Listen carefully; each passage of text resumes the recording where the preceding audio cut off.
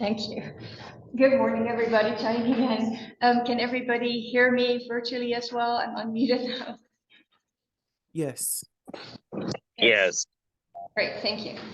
Thanks for all for joining. We have Dr. Chenault here. I will introduce him before I have some brief updates on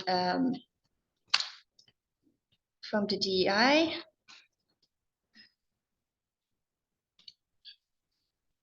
Let's see here, where then.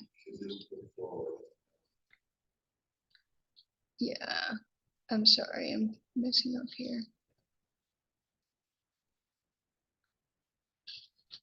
I'm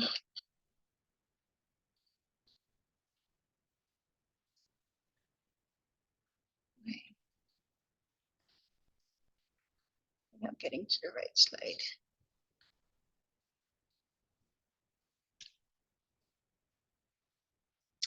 So part of our, this is one of the lectures from initiatives from our Neurosurgery Diversity and Equity Committee, and there will be more neuroscience grant rounds covering DI topics, so please be on the lookout for it. If you have topics that you would like to have addressed or you want something to be covered, please reach out to me.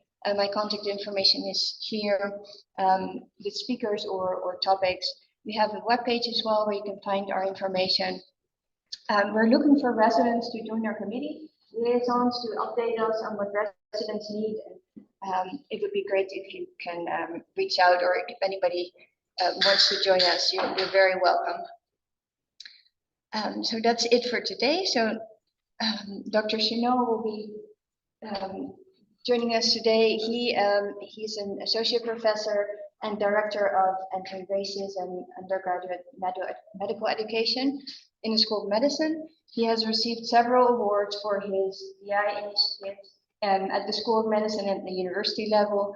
And he will share some of his research or background on the medical history of, or the role of race and slavery in medical healthcare.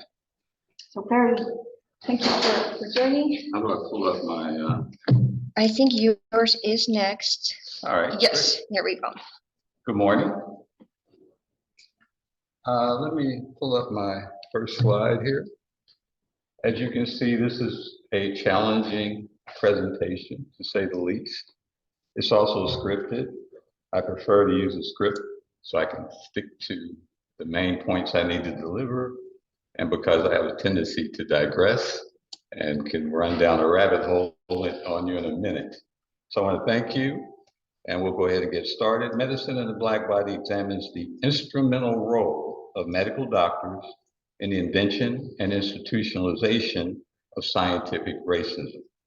It uses readily available evidence from medical history to illustrate how racism and medicine developed simultaneously and became codependent as early US physicians became obsessed with identifying biological differences between so-called blacks and whites to justify racial inequality.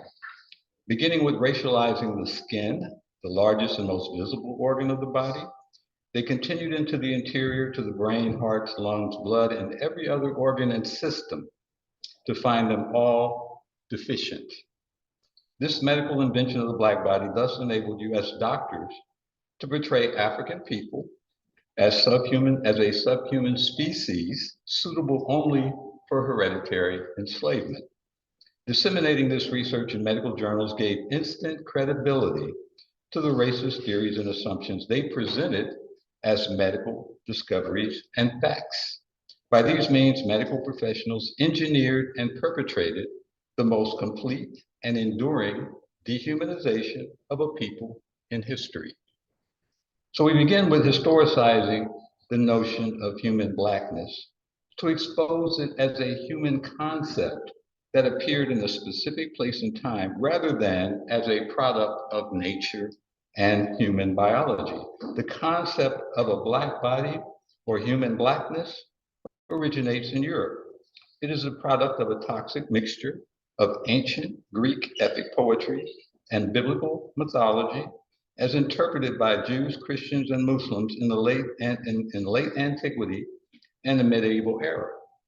The ancient Greeks, beginning with the poet Homer, introduced the idea of referring to Africans as Black when they labeled the peoples south of Egypt with the designation Ethiopian, meaning burnt face or sunburnt.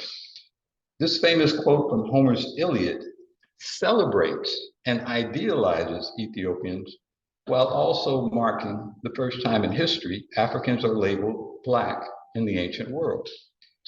Homer says, "Only yesterday Zeus went off to the ocean river to feast with the Ethiopians, loyal, lordly men, and all of the gods went with him." Although the term identified an African people based on their purported skin color, its usage occurred within the context of ancient Greek efforts to attribute human diversity to the effects of climate and environment.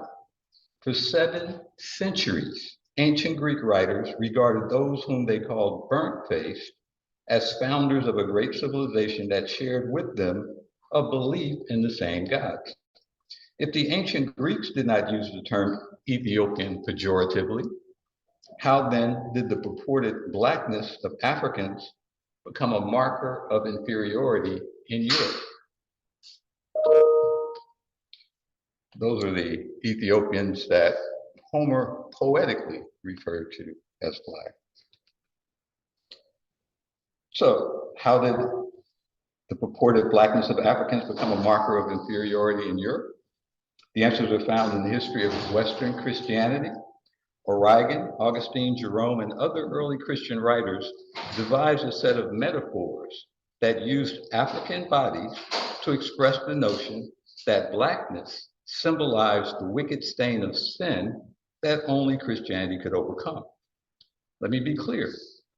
Early Christian authors did not deliberately set out to argue theories of ethnic inferiority, but instead invented metaphors based on visible ethnic differences to posit and prove theological arguments about the nature and eradication of sin and evil. These analogies appeared frequently in early Christian discourses and ultimately gave birth to an utterly malicious and persistent stereotype of Africans as exemplars of evil, which resulted in Africanized depictions of Satan and his minions.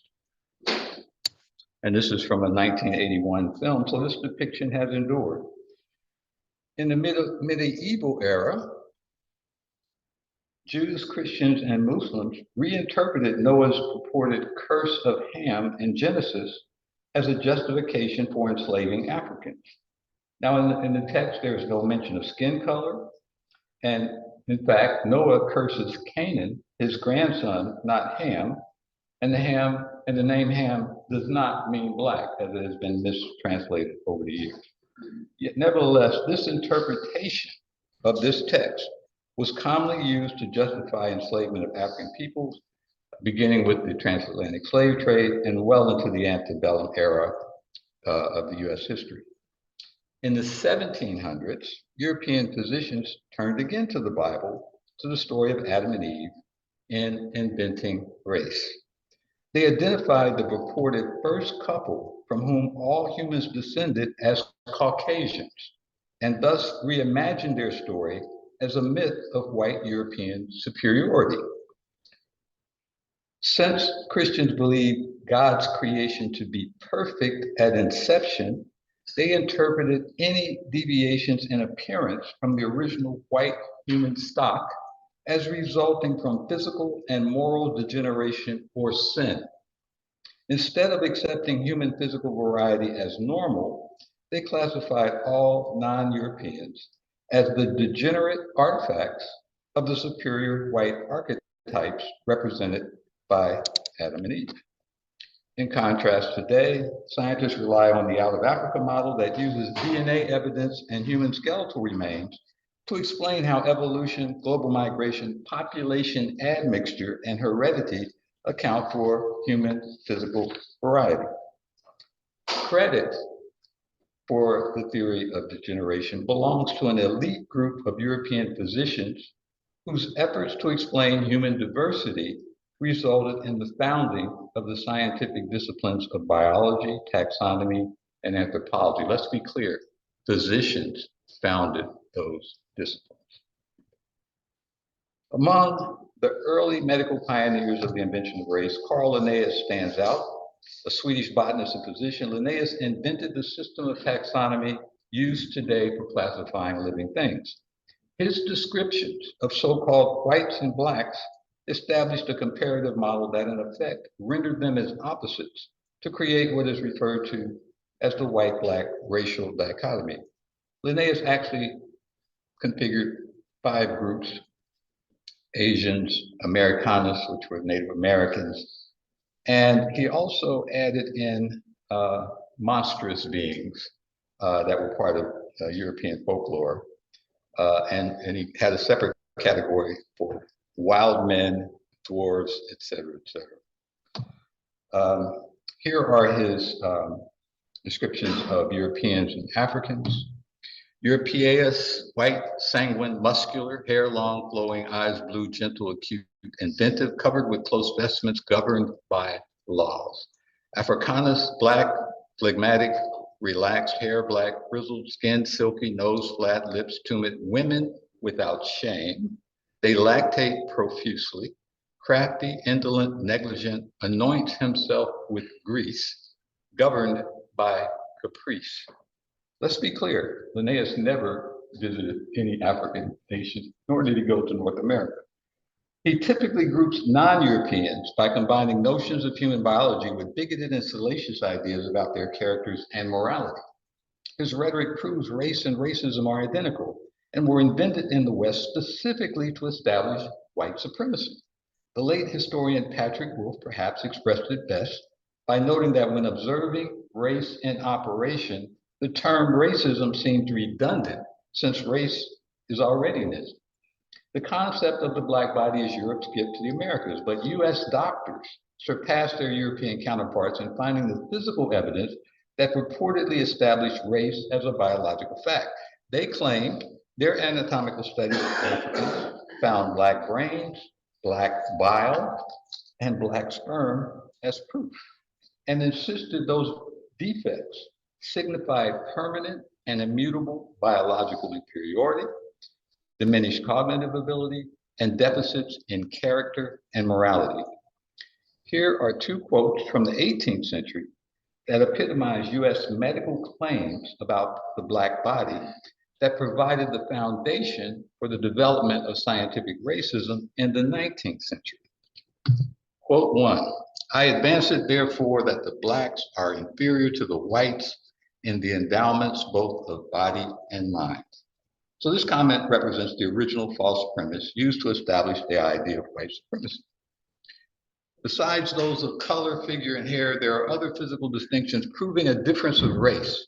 They have less hair on the face and body, they secrete less by the kidneys and more by the glands of the skin, which gives them a very strong and disagreeable odor. This list of purported physiological characteristics shows the black body was conceived and exists entirely within a racial framework designed specifically to distinguish Africans from Europeans as inferior in every respect.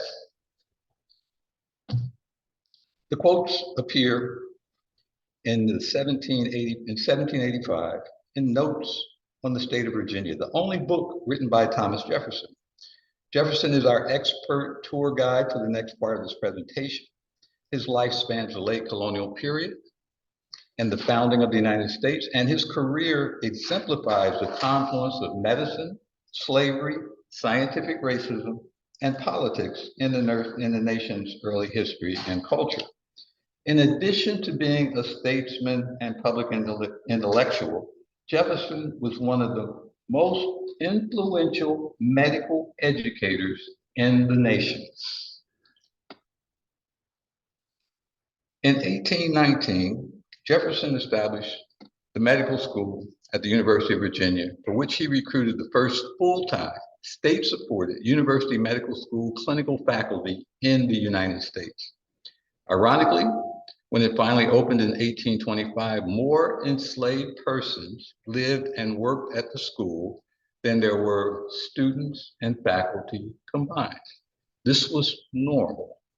Enslaved people built these institutions. Jefferson designed the school's anatomy lab and its curriculum, which emphasized preclinical training and included courses in anatomy, surgery, physiology, pharmacy, and medical history, beginning with Hippocrates. So we're going to return to him after a brief discussion of the origins of racial slavery in Virginia in the early 17th century. Colonial Virginia was founded by English colonists in 1607 with Jamestown as its first settlement. It was the first overseas colony established by the English. Before institutionalizing racial slavery, elite Virginia planters invented the system of indentured servitude, the first unfree labor regime in North America. Indentured servants comprised 1/2 to 2/3 of all colonial immigrants. They served their masters for a contracted number of years and could be bought, sold, traded, and whipped.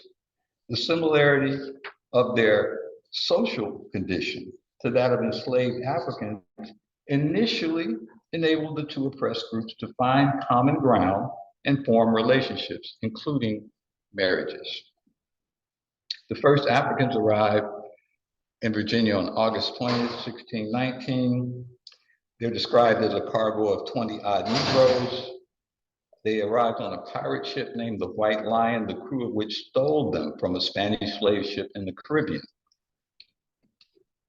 This slide comes from a Virginia textbook used in the public schools from the 1950s to the 1970s. I show this because generations of Virginians were indoctrinated with this propaganda, a practice many states now seem determined to reinstate. How Negroes lived under slavery. Look at the caption, the subtitle, Slave Laws Not Strictly Enforced. This seems absurd. This is supposed to be the enslaver standing on the deck of a slave ship, greeting people arriving in port. Look at the apparel the enslaved people are wearing. And we know from countless accounts that people were stripped naked before being placed on board. Nor would they have access to this type of apparel unless somehow the ship stopped in London first and dressed them and gave them luggage, et cetera, et cetera. It's completely absurd. This is how they wanted to do. This is not how they wanted. This is how they depicted what they were doing in Virginia, where throughout the entire history of slavery, that state held the most enslaved Africans. Between 1500 and 1800, 80% of the people who crossed the Atlantic to the Americas came from Africa.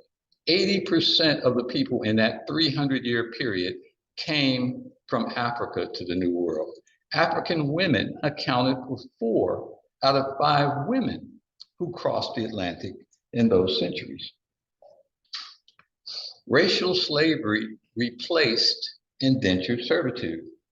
And if your ancestors came here in that period of time, you ought to be glad it did. Because if Africans had not been brought in here as enslaved people to do that labor for the wealthy elite, poor white people would still be trapped in indentured servitude. Indentured servitude didn't end until the 1800s, well into the 1800s.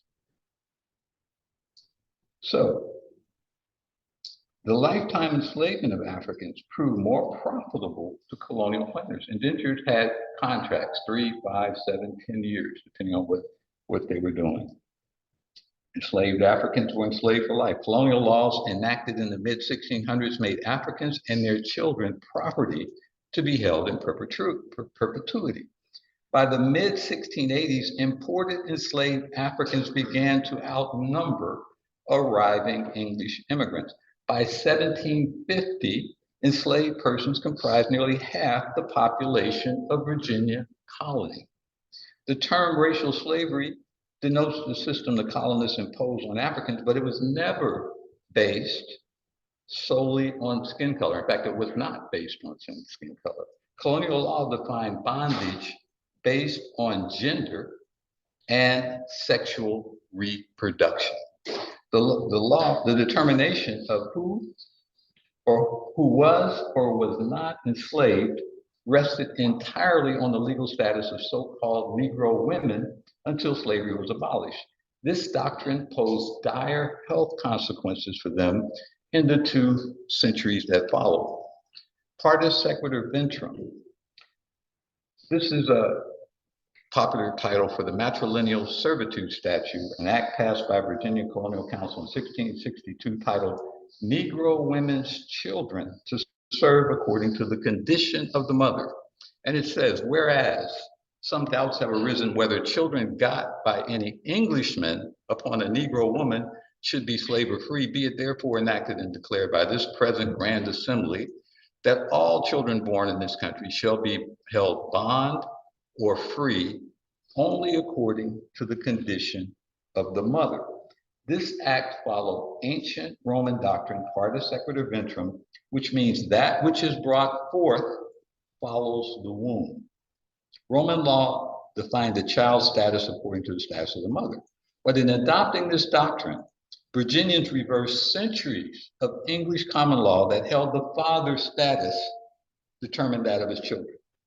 Court records show Virginia colonists followed that custom until the 1662 Act. The act not only freed English fathers from supporting their children by Negro women, it allowed them to own, exploit, and sell such children with impunity.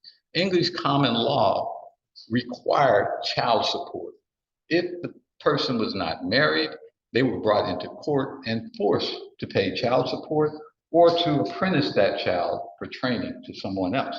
But they were not let off the hook until in the colonies, this law was passed.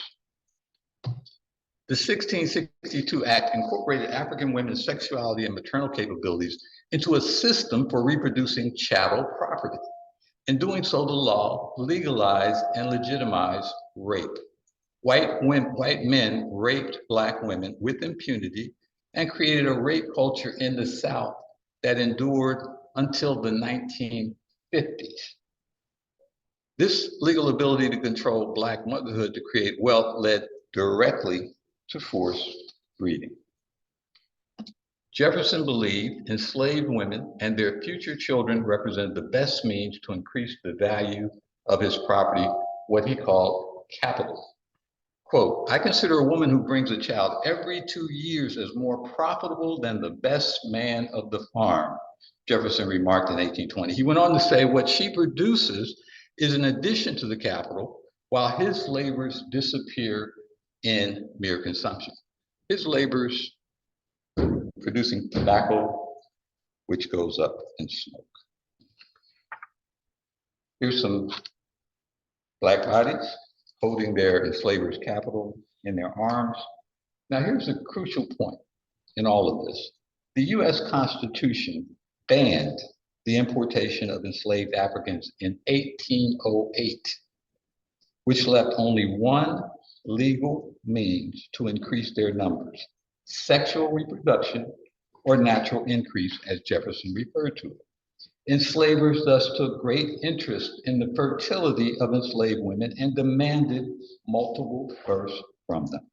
As a result, some enslaved women became the first in the nation to receive free health care, a benefit aimed entirely at increasing their enslavers' wealth.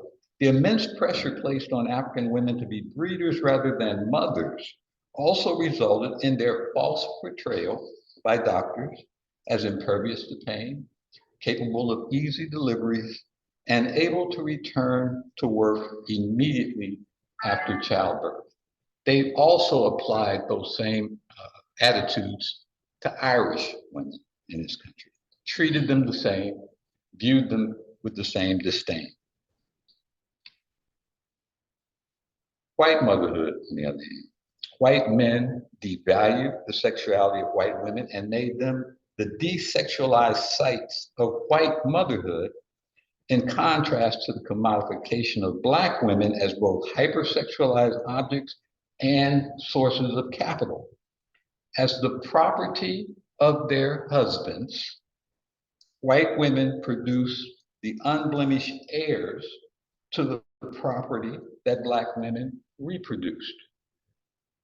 White women became the breeders and reproducers of property owners to assure the slaveocracy's preservation and the transmission of its wealth across generations. Many white women gave their lives in efforts to fulfill their maternal obligations. They too, however, were owners and beneficiaries of the slaveocracy. White women like Jefferson's wife, Martha, constituted 40% of the owners of enslaved persons. Martha Wales Skelton Jefferson died at the age of 33, several months after the birth of her last child. She had 6 children by the age of 33. Only 2 daughters reached adulthood, and only one of them lived past the age of 25. This portrait may offer a glimpse into the appearance of Sally Hemings, Jefferson's enslaved concubine. Martha and Sally were half-sisters by their father, John Wales. Martha was 25 years older than Sally, whom she inherited after her father's death. Sally was 9 when Martha died and 14 when Jefferson took her as his enslaved concubine.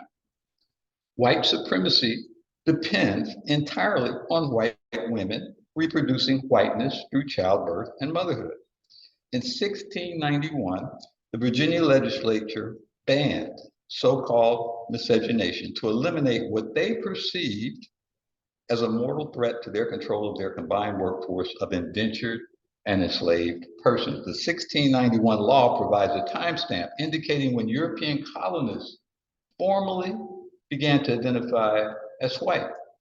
Its first official usage, the term white, labeled English women white to punish them for interracial sex with Negroes or Native Americans, which shows their essential role in preserving whiteness and white supremacy.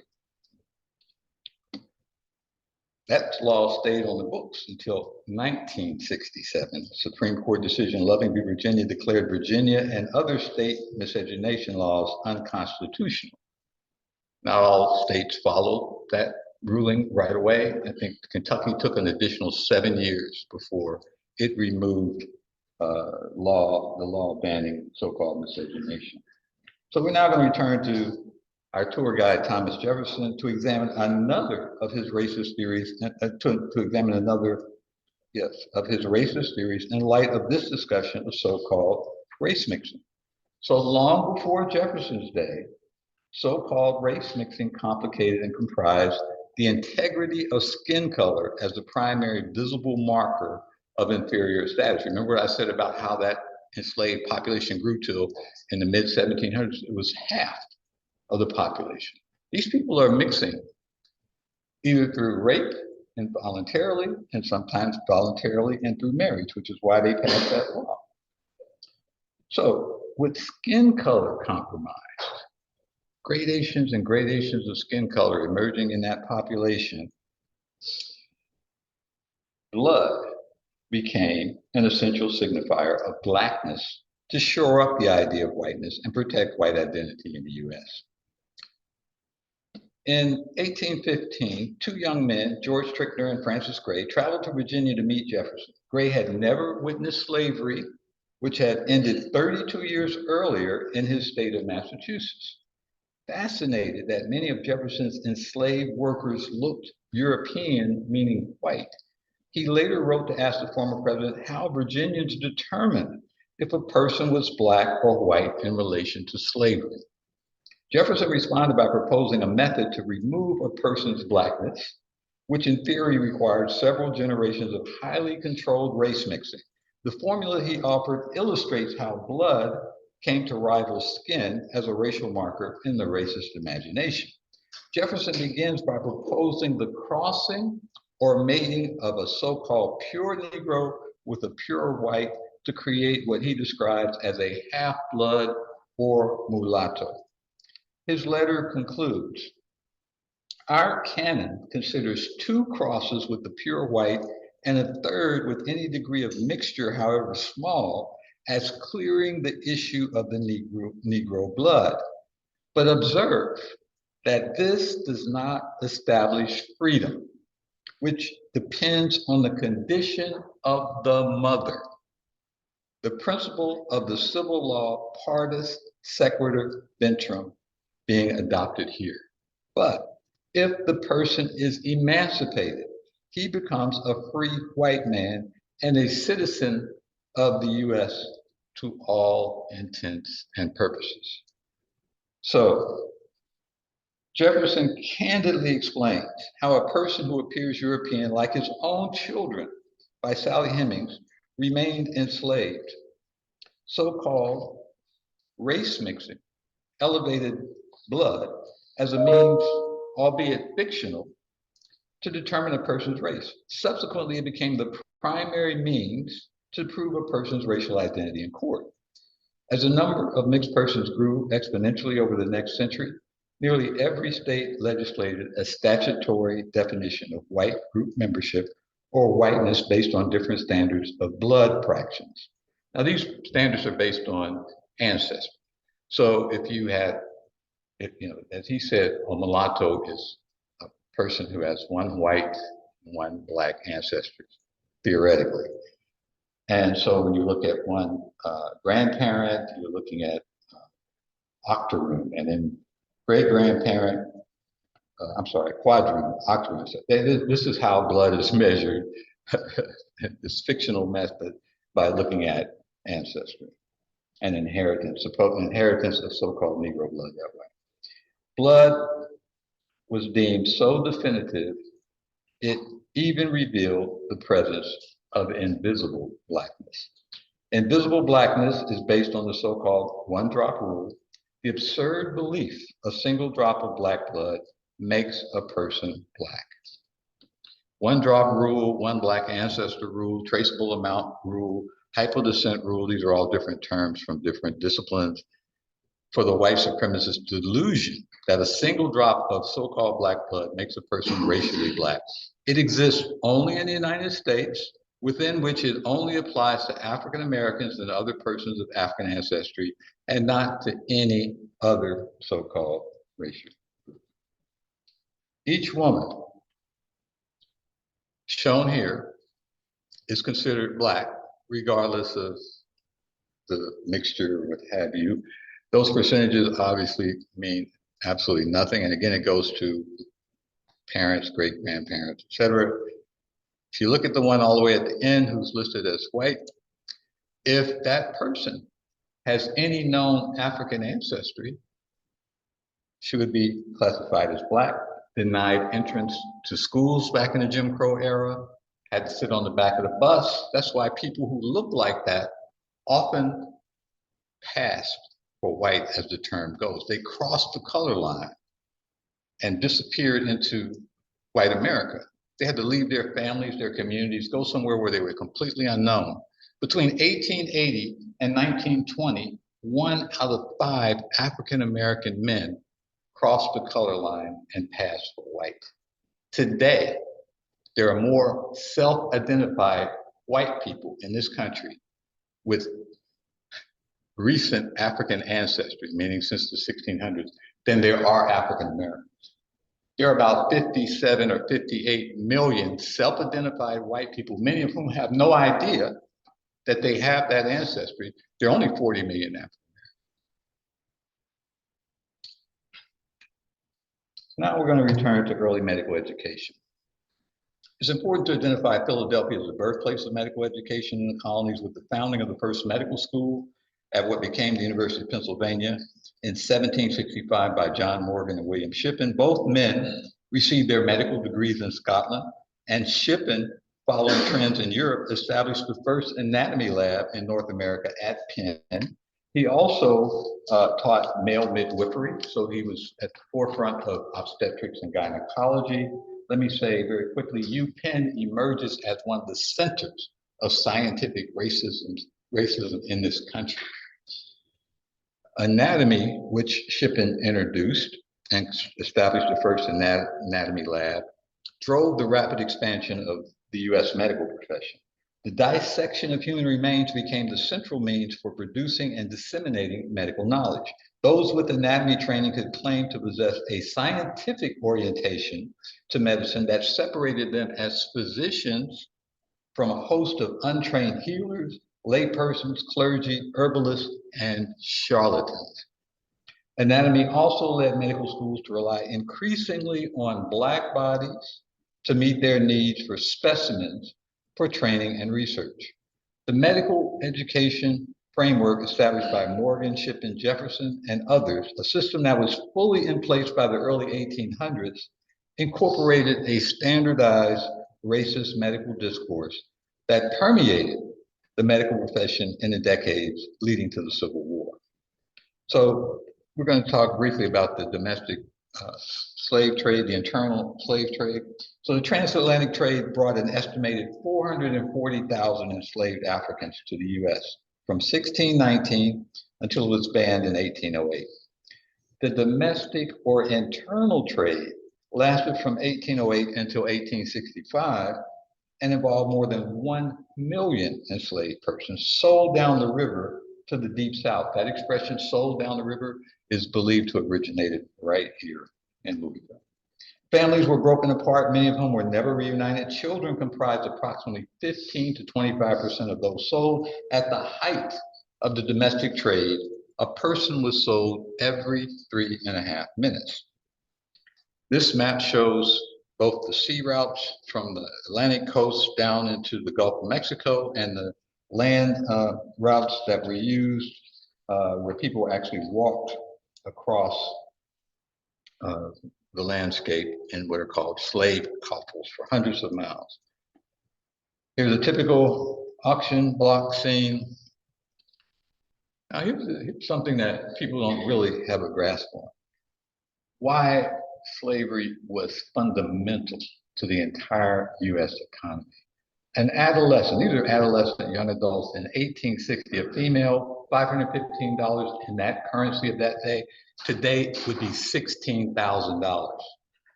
A male, $662, that's $20,000, right?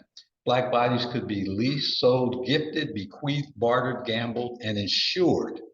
They comprised the first mortgage-backed securities and investment commodities in the US bond market, and after exploiting them relentlessly from the womb to the tomb, some enslavers callously sold their cadavers for anatomical research, thus consigning them to an afterlife in the dissection rooms of medical schools. By 1860, enslaved African Americans numbered 4 million. They comprised a third of the workforce and collectively were worth 3 times more than all manufacturing and railroads combined. From 1619 to 1865, historians estimate a total of 10 million African Americans were enslaved. Medical education expanded rapidly in the 19th century, growing from how many schools? Growing from 4 in 1800 to more than 160 by 1900. Doctoring was a popular career choice that did not require much capital to pursue. By the 1830s, medical elites were complaining about the degradation of the profession due to the influx of large numbers of poorly prepared medical students and practitioners. By 1850, there were 176 physicians for every 100,000 persons in the US, a historical high that far exceeded contemporary ratios in Britain and France. I mean, you could just hang up a shingle. There was no licensing requirement. You didn't have to have a degree in medicine. You could just name yourself a doctor in that time and go to work.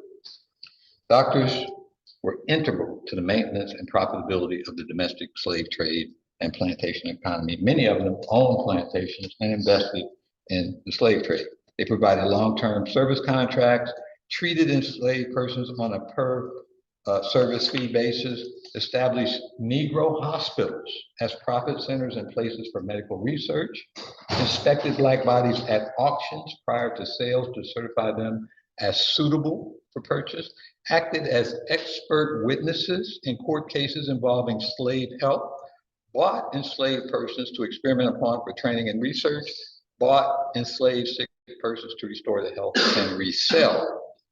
This is a map of slave infirmaries, and there are 3 types listed: college, commercial, small experimental college.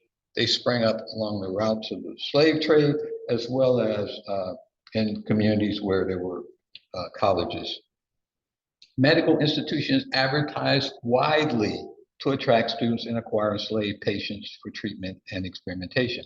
Having a steady supply of cadavers in some cases meant success or failure for medical schools. Transylvania University, located in Lexington, Kentucky, their medical school is believed to have gone under because they could not supply sufficient cadavers. Their students and faculty migrated to Louisville to the medical school here, where they found an adequate supply. Surgical methods and procedures developed in the 1800s revealed doctors to be highly motivated to experiment and train on the enslaved, especially enslaved women. Surgeon Francois Marie Prevost introduced the cesarean section operation to doctors in Louisiana, where from 1820 to 1825, he operated exclusively on enslaved women. By the mid-1800s, several other successful gynecological surgeries followed, including Ephraim and Thal's removal of ovaries and James Marion Sims's repair of vesicovaginal fistula.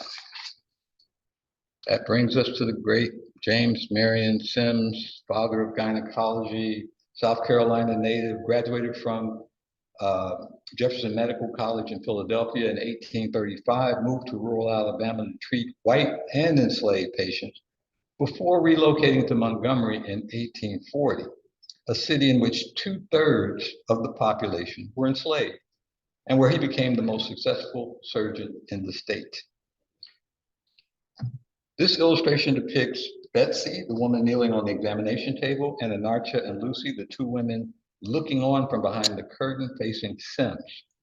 Theirs are the only names known of the 11 enslaved women whose Black bodies enabled Sims to achieve a breakthrough in gynecological surgery during a 4-year period from 1845 to 1849. The scene is set in the private 11-bed hospital Sims built on his property to treat and experiment on his enslaved patients and learn and teach surgery in the process. Complications from prolonged labor and injuries caused by forceps during delivery caused the condition. Rectovaginal fistula also occurred and resulted in fecal incontinence or leakage of feces into the vagina. This condition consigned affected women to a miserable and marginalized existence. Regardless of social status or skin color, its sufferers desperately wanted a cure. Sims leased Betsy, Anarcha, and Lucy for 5 years from their enslavers and purchased 8 other women on which to train. He also trained the women as surgical nurses. In Anarcha's case, he performed 30 surgeries over a 4-year period to achieve what he considered a cure for her vesicovaginal and rectovaginal fistula. Everything we know about these operations comes from his journal articles and the autobiography published after his death. In his autobiography, Sims confessed he considered giving up the surgeries as futile, but the persistence, courage, and endurance of the enslaved women convinced him to keep going and thus proved critical to his success. His work with Anarcha and the other enslaved women thus took him from a storefront office in town and an 11-bed hospital in his backyard to this. In 1853, Sims moved his practice to New York, where he co-founded the first women's hospital in the United States in 1855 and solidified his reputation as a leading expert in women's health. He built his career on those surgeries. Sims became the president of the American Medical Association in 1875, the head of the American Gynecological Association in 1879, excuse me, and once claimed he had become the second wealthiest doctor in the US. As the abolitionist movement grew, pro-slavery doctors redoubled their efforts to defend slavery. In addition to pursuing their obsession with pathologizing Black bodies, they turned their attention to the mental health of free and enslaved African Americans. In the decades prior to the Civil War, they began to claim that freedom made Negroes sick. The hyperbolic writings of one of the South's leading physicians, Samuel A. Cartwright, exemplifies how early psychiatry contributed to scientific racism. Cartwright, a plantation owner, enslaver, physician, psychiatrist, attended University of Pennsylvania Medical School and was an apprentice of Benjamin Rush, one of the most famous doctors in early American history. In 1851, Cartwright published an article titled Report on the Diseases and Peculiarities of the Negro Race. This was published in the prestigious New Orleans Surgical and Medical Journal. In it, he furnishes an exhaustive compendium of medical findings that purportedly distinguish Blacks from whites, including this excerpt in which we hear echoes of Thomas Jefferson. Besides, it is not only in the skin that a difference of color exists between the Negro and white man, but in the membranes, the muscles, the tendons, and in all the fluids and secretions. Even the Negro's brain and nerves, the chyle and all the humors are tinctured with a shade of the pervading darkness. His bile is of a deeper color, and his blood is blacker than the white man's. Cartwright believed bondage was the natural condition of Negroes and insisted runaways exhibited signs of mental illness. He diagnosed the illness as runaway slave syndrome or drapetomania and prescribed the administering of a severe whipping to cure the fugitive upon capture. His writings expose the singular role of medical journals in disseminating unscientific claims about African Americans. Today, they remain the primary venues and repositories of scientific racism in this nation. So we're getting close to the end here. I divide US medical history into two basic eras. I label 1800 to 1865, the period when doctors converted anti-Blackness into scientific racism, the era of antebellum medicine. I label the era that followed from 1865 to the present, the era of medical apartheid. I use this framework to distinguish modern medicine from the quackery and medical folklore that defined it in the antebellum era. Modern medicine came of age with the advent of laboratory science and microbiology after the Civil War. It emerged in the exact time frame when Jim Crow race laws were enacted. It thus became the truly modernized expression of the scientific racism that had already become systemic in medicine by the early 1800s. Health disparities constitute the main indicators of medical apartheid today. An estimated 76,000 African Americans die prematurely each year from all causes, cancers, kidney disease, diabetes, etc., who would otherwise be alive if treated equitably. Since 1900, medical apartheid has caused an estimated 10 million premature and excess African American deaths. African Americans die at a rate of about 210 a day in this category of excess of premature deaths. That's equivalent to an airplane going down every day. If, in fact, that occurred, and we saw that happen a few years ago with a couple of airplanes that went down, and one in Ethiopia and one in Asia, they took all of those planes out of service to try to figure out what was wrong. 210 African Americans die every day. This has been a pattern consistently for years. There has been no halting of anything to address this crisis. To eradicate these problems, this nation must first acknowledge and address the historical and current reality of the lived experiences of African Americans as so-called Black bodies in the United States. Africans first arrived on these shores 404 years ago. Since 1619, African Americans have lived under chattel slavery, slavery by another name known as Jim Crow, or the afterlife of slavery known as the New Jim Crow.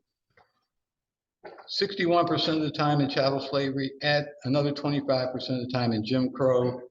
Right there, we're looking at 86% of the time African Americans have been in this country has been under slavery, chattel slavery, or slavery by another name. In the 1860s, a series of civil rights laws were passed, constitutional amendments were enacted, and they were subsequently undermined, rolled back, resisted, poorly enforced. And again, in the 1960s, Congress went back to trying to pass civil rights laws. And we see the same phenomenon now. We're in the new Jim Crow era. So let's look at this a little closer. Modern civil rights era, roughly 10 years, Fair Housing Act, Civil Voting Rights Act, Civil Rights Bill, et cetera, et cetera. But in 1975, all of this starts to be rolled back by the war on drugs. And Richard Nixon was very clear. He initiated that war to stop the protests against Vietnam War, the women's rights movement, the civil rights movement. All of that was designed, the war on drugs, with that intent. It led to the building of a prison industrial complex. And so that's why from 1975 to present, I refer to that as the new Jim Crow. And for anyone who doubts this, we're seeing every day efforts being made to roll back voting rights. This is the new Jim Crow. Voting rights, which had been on the books 50 years, Roe v. Wade, been on the books 50 years. These things are systematically being undermined or completely overturned by the current Supreme Court. Since its founding, the U.S. medical establishment has portrayed African Americans as disease-ridden, mentally deficient, and biologically degenerate to justify racial enslavement and anti-Black racism. At the same time, physicians imagined and invented the Black body as a tool to advance medicine and filled medical journals with overtly racist depictions of African Americans that only increased in virulence with the rise of abolitionism, the end of slavery, and the fight for civil rights. The scientific racism they invented continues to dominate medical education, clinical practice, and research. The false beliefs that so-called Blacks are less sensitive to pain, have less efficient lungs, are intellectually inferior, and are vectors of disease are routinely disseminated today. Despite calls for change, many medical schools continue to teach race as a biological rather than a social construct. These racist beliefs falsely represent African American medical conditions as the natural consequences of biological Blackness and so-called Black culture, for which the medical establishment claims no responsibility and offers no solutions. So this history of medical apartheid led a celebrated leader of the civil rights movement to say this about medicine in the United States. Of all the forms of inequality, injustice in healthcare is the most shocking and inhumane. So I want to emphasize one key point in closing. Any effort to dismantle systemic racism in the US must begin with transforming medicine and medical education. The unique role of the medical establishment in inventing and institutionalizing scientific racism demands medical professionals recognize a special duty and obligation to stand up, step up, and become leaders in the fight for social justice in the US. That's it. Thank you.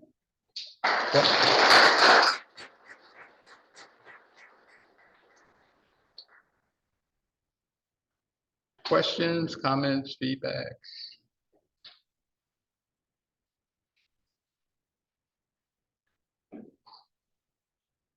This was very impressive. Thank you for this overview, and shocking too.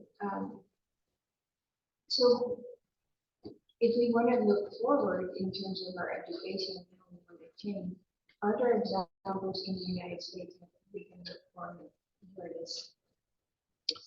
Yes, I think Implemented in a good way, or what can we learn from those? I think we are moving in the right direction. I think both AMA and AAMC are offering materials that faculty, physicians, and others can use to escape from this history and to move forward. One of the biggest problems we have is our current biomedical model, which comes from the early 1900s. It's based on a study that Abraham Flexner did for the AMA. 1910 or some thereabouts. And this biomedical model focuses only on disease processes, diagnoses, prognoses, etc., right? To the exclusion of looking at environmental conditions. And so we need, and the psychological sometimes makeup of that patient. So we need a biopsychosocial model to incorporate all of those things, to treat the whole person as a person, not just as a patient with a series of data points. You know, there's a patient, there's a person behind those data points, the kidney readout, the heartbeat, you know, the heart rate, the hypertension, et cetera. And to understand that we need to think in terms of the social environment and the physical environmental factors. About 80% of what causes these problems are non-clinical, meaning the stressors of their lives in these environments. Everybody in this country is stressed out. So that combined with environmental pollutants, food deserts, all of these things are contributory. And so medicine needs models that are mindful of those social, environmental circumstances. Hope that. Yeah, thank you. Any other? Yes. It seems to me that the current challenges that we face are multi-layered. It's access, it's structure, it's education, it's, you know, it's inherent prejudice that has been present for centuries now that we are all how do you think about making changes at each of those levels? Well, I think that the biggest problem we have is identity. Racial identity is driving all the political divisions that we see in this society. So we're so trapped in these identities of what is whiteness, what is blackness, what is this, that, and the other. And we're losing sight of reality about who we are. So the problem, and this includes gender identity as well. So we're embodying these ideas, these concepts, and these values, and they become who we think we are to the exclusion of reality. And that reality is, and this is basic to our survival, we're animals, people. We need to understand and restore what that means in our consciousness. Our failure to understand that has us standing right now on the precipice of extinction. And that is not a joke, because we're driving that extinction by our behaviors as humans, thinking that we're separate from nature, better than all other living things, have the right to determine and control nature. That's where we are. And to me, that's the fundamental question, is for us to wrestle with, who are we? And if we keep identifying as a black this or a white that or whatever, and fight these wars over identity, who has rights and who doesn't have rights, while that is going on, what we're seeing is the entire planet in collapse. So we need to get back to basics. We've made so many assumptions that we're so different from animals, this, that, animals. We have this whole lexicon, rather laundry list of things that animals can't do that make them lesser than. But we're discovering that animals do a lot of these things that we've denied, language, making tools, etc. But what we really don't recognize is that they have evolved in their niches to be exactly who they are, not who we want them to be or who we imagine they should be, et cetera, if you understand what I'm trying to get at here. We all are descendants of the last universal common ancestor, which is 4 billion years ago, which is why we're all interconnected through DNA. We all are descendants of the single-celled life form, Luca. So, you know, I don't know who we think we are. I do have some sense of how we got here, but we share 80% of our DNA with dogs. 80%. I mean, how much with cats? Anybody want to guess? Those evil little critters who don't think much of us, we share 90% of our DNA with cats. Right? We're connected to every living thing on this planet. We cannot survive without them. We're currently seeing the degradation of forests all over the planet. We're losing this life. And in those forests, there may be cures for various diseases. So this is my little stump speech at the end. I'm very much engaged in my own research in what's called One Health, which comes out of veterinary medicine. And it proposes that we need to think about health in a comprehensive planetary way. You cannot isolate human beings and make them healthy from the rest of nature and natural. It's impossible. And so we need to think and evolve our thinking away from this manufactured, socially constructed identity of race and gender and start thinking, what does it mean to be an animal? Because that's who we are. We'll find out the hard way if we don't come to this consciousness on our own. Other comments, questions? I don't know if I answered your question. I'm very much engaged in this research around planetary health. For that reason. We don't have a lot of time, folks. And the planet will go on. Roaches will be here, living their lives. Oh. Immune, radioactivity, immune to.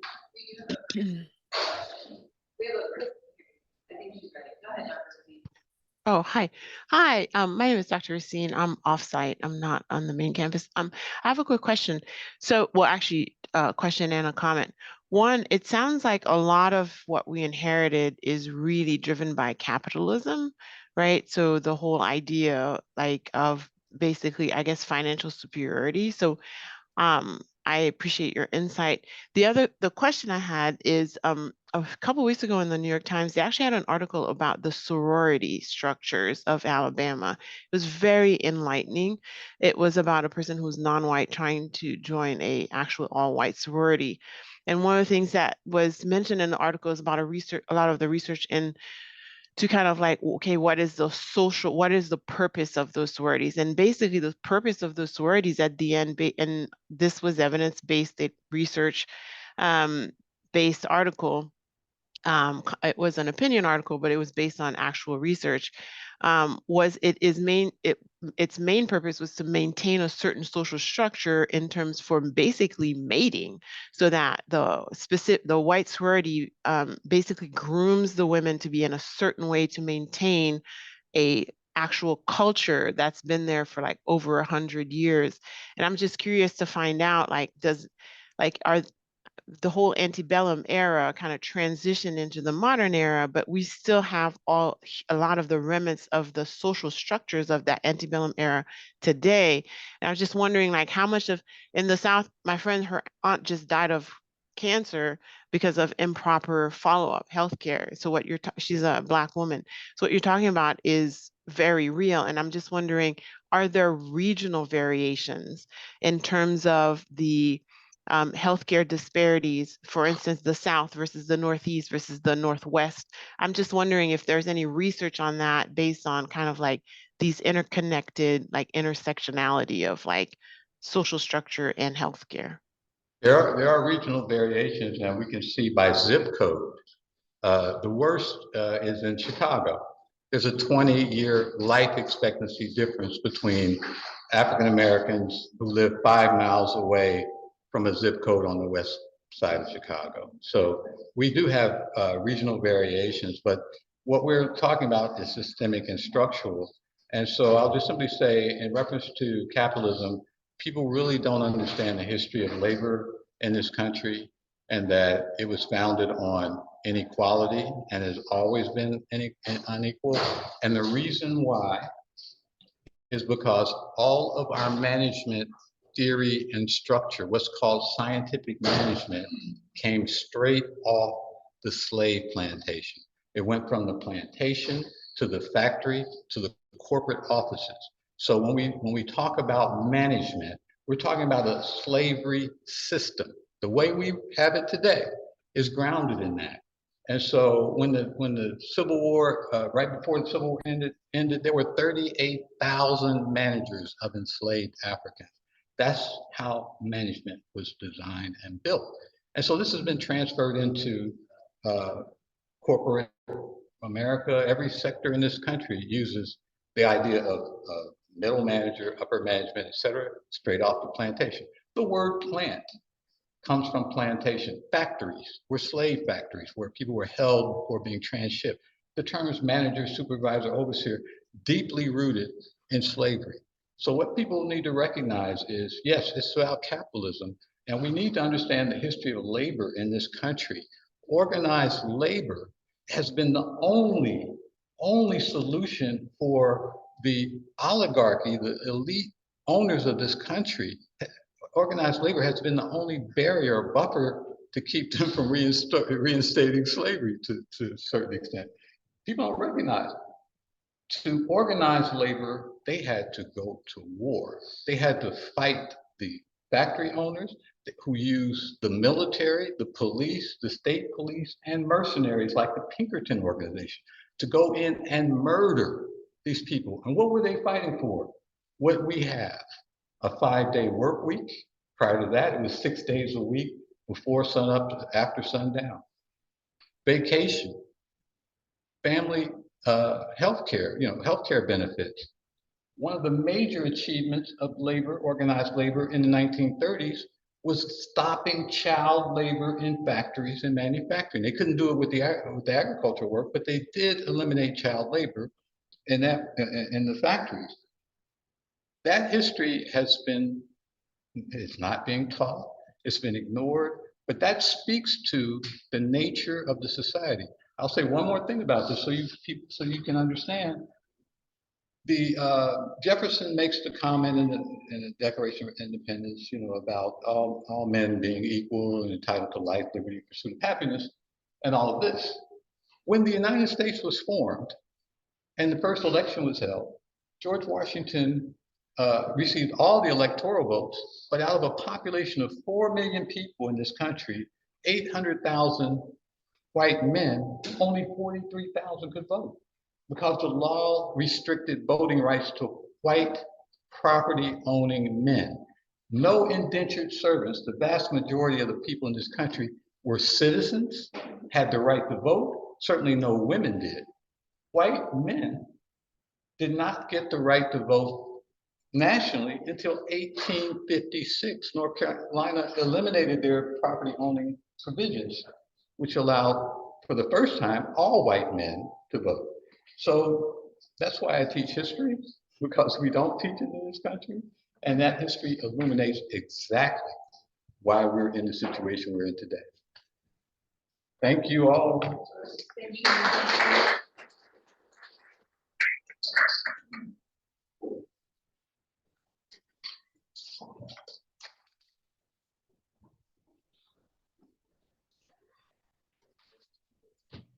Thank you very much. Quite a talk. Yeah, it is. Yeah, I usually have a stunned silence at the end. And I was presenting to a national audience psychologist, academic psychologist. And I said, nobody has any questions. And so one guy said, look, he said, I'm sitting here trying to unpack what you just said. I need to sit with this information for a while. There's no way I can formulate a question. So I do understand. If you hear this word, if everything is reading it, it's really a lot. Yeah.